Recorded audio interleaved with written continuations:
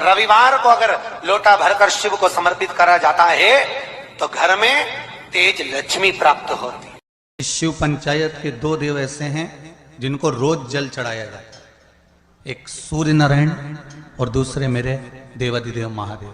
दोनों पर जल रोज चढ़ता है प्रतिदिन। शिव पंचायत में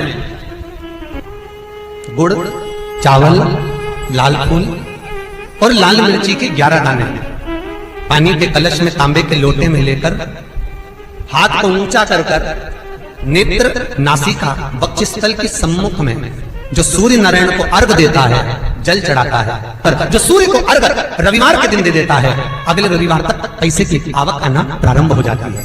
जो आज तक फोन नहीं उठाता वो फोन। सूर्य नारायण भगवान को स्टील के लोटे से या चांदी के लोटे से या पीतल के लोटे से या प्लास्टिक के लोटे से या कांच के बर्तन से जल चढ़ाने से आयु छिन्न होती है। क्या समाप्त होती है? आयु।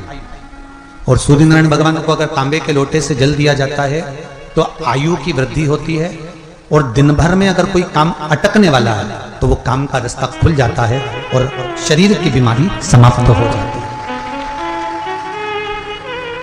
शरीर की बीमारी समाप्त हो जाती है। जब हम सूर्य नारायण भगवान को अर्घ देते हैं, जल चढ़ाते हैं, तो वो जल पृथ्वी पर जब गिरता है तो उसकी छींटे हमारे शरीर पर लगते हैं। क्या वो ठीक है? क्या वो श्रेष्ठ है? तो शिव महापुराण की कथा कहती है जब हम सूर्य को अर्घ देते हैं, सूर्य को जल चढ़ाते हैं, वो पानी जब पृथ्वी पर गिरता है उसके छींटे हमारे शरीर पर लगते हैं तो वो श्रेष्ठता का भाव निर्मित करते हैं। वो गलत नहीं हो सकता। कारण अब वो भी समझ लीजिए। अब सूर्य नारायण भगवान को आप जल चढ़ा रहे हो तो छींटे नहीं लगे, उसके लिए क्या स्टूल पे चढ़ के चढ़ाओगे कि कुर्सी पे चढ़ के चढ़ाओगे? अरे बोलो तो सही। अब कई लोगों के दिमाग में यह बात भरा गई कि हम भगवान को जल चढ़ाते हैं, वो हमारे शरीर में छींटे लगते हैं, जमीन पे से पानी गिरता है, वो हमारे शरीर को छींटे लगते हैं, भगवान को अच्छा नहीं लगता होगा। कौन ने कहा? पहले तो उसको पकड़ के ला।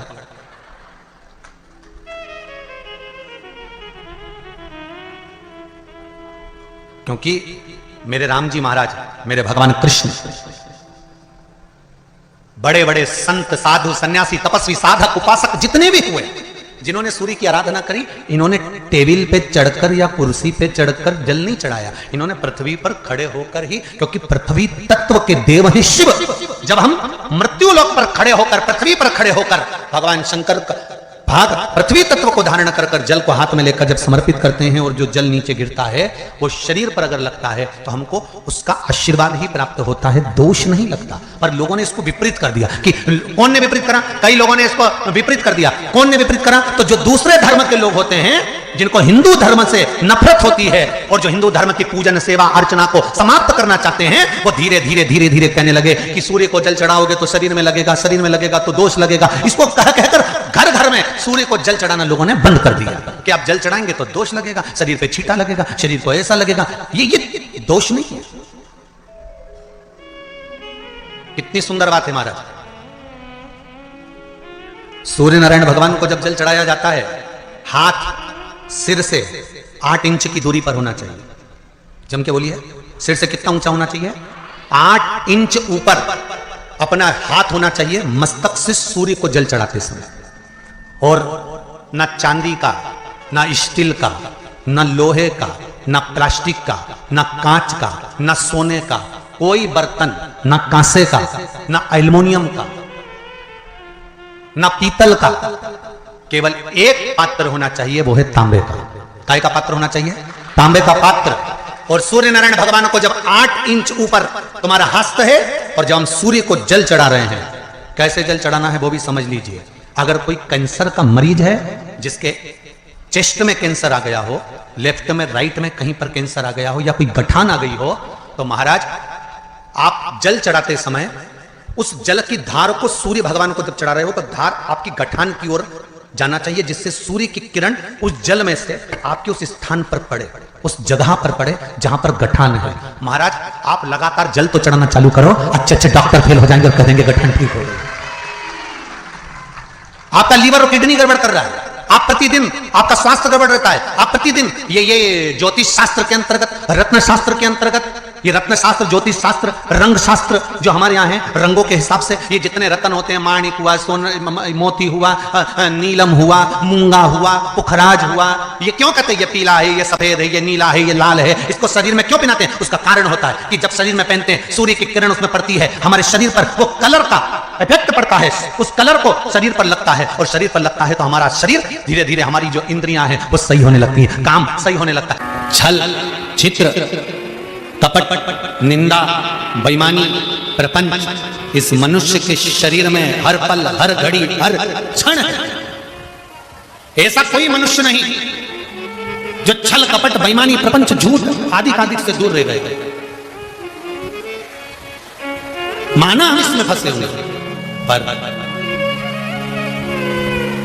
तेरी कृपा होगी ना, तेरी दया होगी ना, तो ये पाप की जो ये गठरी है, ये मनुष्य का शरीर, एक दिन इस गठरी को खोल कर तू पाप बाहर निकाल देगा, और गठरी के अंदर जितने कपड़े हैं उसको धोकर साफ कर देगा, ये निश्चित। अगर तेरी कृपा होगी तो, अगर तेरी दया होगी तो। बल्ली देवी और देवसेना ने जल चढ़ाना प्रारंभ करा, शंकर भगवान का स्मरण करना प्रारंभ करा। उनके भी जाते जाते कोई पत्तियां तोड़कर लेकर आ जाती थी बल्ली देवी, पत्तियां, क्योंकि बल्ली देवी एक आदिवासी राजा की पुत्री है, आदिवासी राजा की पुत्री, उसको भान नहीं है कि बेलपत्र कौन सी।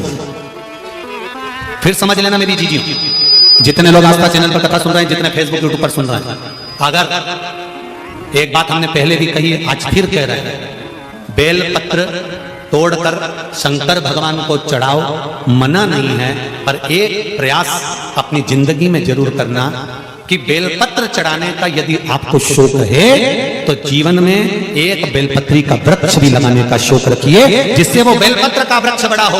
और बेलपत्र का वृक्ष जब बड़ा होगा, आप संसार में हैं नहीं है, हम संसार में हैं नहीं है, पर यदि बेलपत्री का वृक्ष रहेगा, आपके द्वारा लगा हुआ वृक्ष रहेगा, उसमें से कोई बेलपत्र तोड़ कर जब वो बड़ा हो जाएगा, उसमें से बेलपत्र तोड़कर कोई शंकर भगवान को चढ़ाएगा, तो जिसने बेलपत्री का पौधा लगाया है, उस बेलपत्र चढ़ाने का फल उसके भी खाते में चला जाएगा और उसकी भी जिंदगी संवर जाएगी। इसलिए बेलपत्र चढ़ाओ, मना नहीं है, पर बेलपत्र का एक पौधा अपने बगीचे में, आसपास में, मोहल्ले में, जहां तुम्हें मौका मिल जाए वहां जरूर।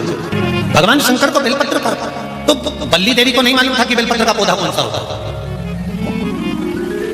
बल्ली देवी को नहीं मालूम था कि बेलपत्र कैसा होता। बल्ली देवी आदिवासियों राजा की पुत्री थी, गई पेड़ की पत्तियां तोड़ ली, वृक्ष की पत्तियां लाई, शंकर भगवान को समर्पित कर दी, फिर गई, फिर पत्तियां तोड़ के लाई, शंकर भगवान को समर्पित कर दी, फिर गई, फिर तोड़ कर लाई, शंकर भगवान को समर्पित कर दी।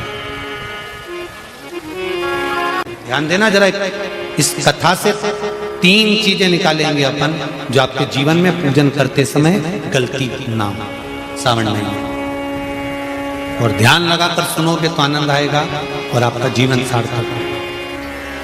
3 चीजें इस कथा में से निकालना। पहला, लोटे का जल इसने चढ़ा दिया, दूध इसने चढ़ा दिया, शहद इसने चढ़ा दिया, शक्कर इसने चढ़ा दिया। ये पंचामृत स्नान अलग अलग हाथ से हुआ, किसी ने कुछ चढ़ाया, किसी ने कुछ चढ़ाया, तो शास्त्र कहता है वर भी पृथक पृथक भाग में बट। बहुत ध्यान देना, इस कथक का है आपसे और हमसे कुछ गलती हो जाए, जब हम पूजन करने बैठते हैं तो अगर पति जल चढ़ा रहा है तो पत्नी उसका स्पर्श कर कर चढ़ा ले, मना नहीं, मना नहीं। पर पंचामृत स्नान अगर ब्राह्मण देवता करा रहे हैं, पति जल चढ़ा रहा है, पत्नी दूध चढ़ा रही है, पति शहद चढ़ा रहा है, पत्नी शक्कर चढ़ा रही है, ये पृथकता हो।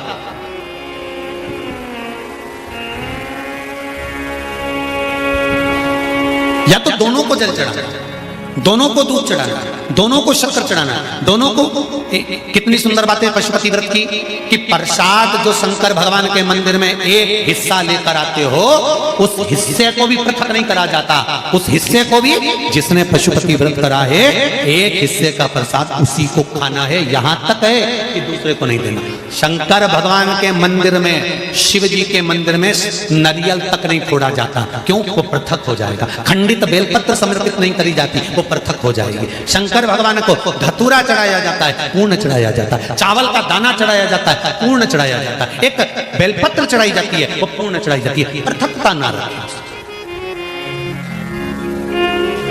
अगर बल्ली देवी और देवसेना दोनों अगर जल चढ़ा रही थी तो दोनों हाथ में जल के पात्र होते और दोनों चढ़ाती। पर एक जल ये चढ़ा रही थी तो एक जल का पात्र ये चढ़ा रही थी। उसने कहा कांवड़ की यात्रा है, एक डंडे में एक लोटा बांध, एक तुम लेकर चलो, एक हम लेकर चले। नहीं नहीं नहीं, जल ले जाओ, मंदिर तक भी ले जाओ, पर चढ़ाते समय अगर तुम चढ़ा रही हो तो जल के दोनों पात्र तुम्हारे हाथ में होना चाहिए, दूसरा नहीं।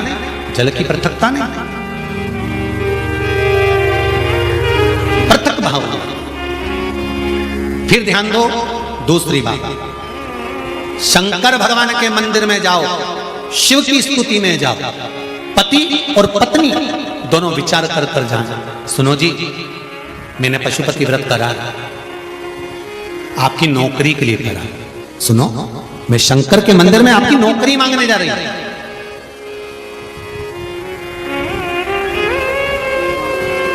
मैं नौकरी मांगने जा रहा। अब शिव मंदिर में आप गए, व्रत करा था, पति को भी साथ ले गए, दोनों ने प्रणाम करा, शंकर भगवान प्रसन्न हो गए। सबसे पहले शंकर भगवान ने पति से कहा तू मांग ले, पहले तुझे क्या चाहिए, क्योंकि तेरी पत्नी का व्रत है, उसको बाद में दूंगा। उसने व्रत करा, थोड़ी तप साधना और कर लेंगे, तू मांग ले। पति ने कहा मुझे वर दे दो, मेरी एक मकान और एक प्लाट उलझा पड़ा है, वो सुलझ जाए। शंकर भगवान ने पत्नी से कहा अब तू मांग ले। पत्नी कहने लगी मैंने इनकी नौकरी के लिए मांगा था।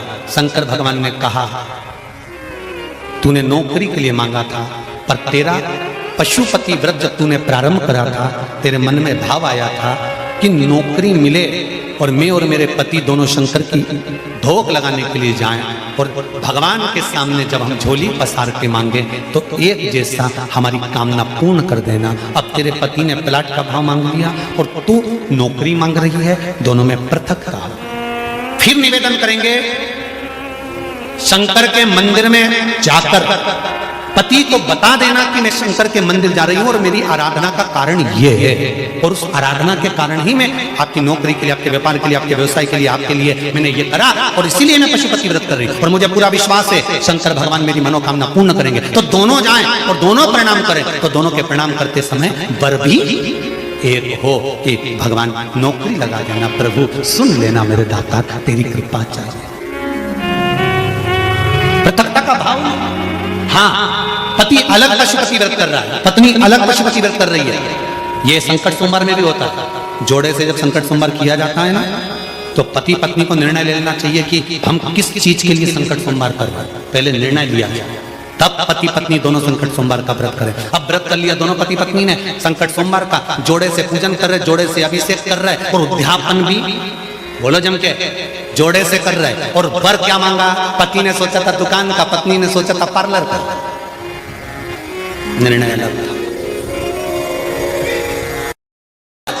अंत समय प्रभु आना पड़ेगा, वचन दिया तो निभाना पड़ेगा। आए नाए प्रभु कुटुंब कबीरा, अंत समय प्रभु आना पड़ेगा। अर्घ देने गुरु जी पंचदेव पंचायत में सूर्य नारायण भगवान शंकर की पंचायत में हैं। सूर्य नारायण को हम फ्लैट में रहते हैं, हम फ्लैट के अंदर रहते हैं, तो हम फ्लैट में रहते हैं, हमारे यहाँ अगर छज्जा नहीं है, हमारे यहाँ जगह नहीं है, तो हम सूर्य को अर्घ कैसे दें? तो महाराज खिड़की तो होगी, अगर घर में प्लेट में पानी ढुलेगा और आप लोग नहीं समेट सकते तो एक बाल्टी रख लो, एक पात्र रख लो, पर सूर्य नारायण भगवान को अर्घ देकर रोशनी शरीर पर पड़ना चाहिए। जिंदगी में कभी कोई बड़ी बीमारी नहीं आ सकती। कितने लोग देते हैं सूर्य को अर्घ? जरा हाथ उठाओ।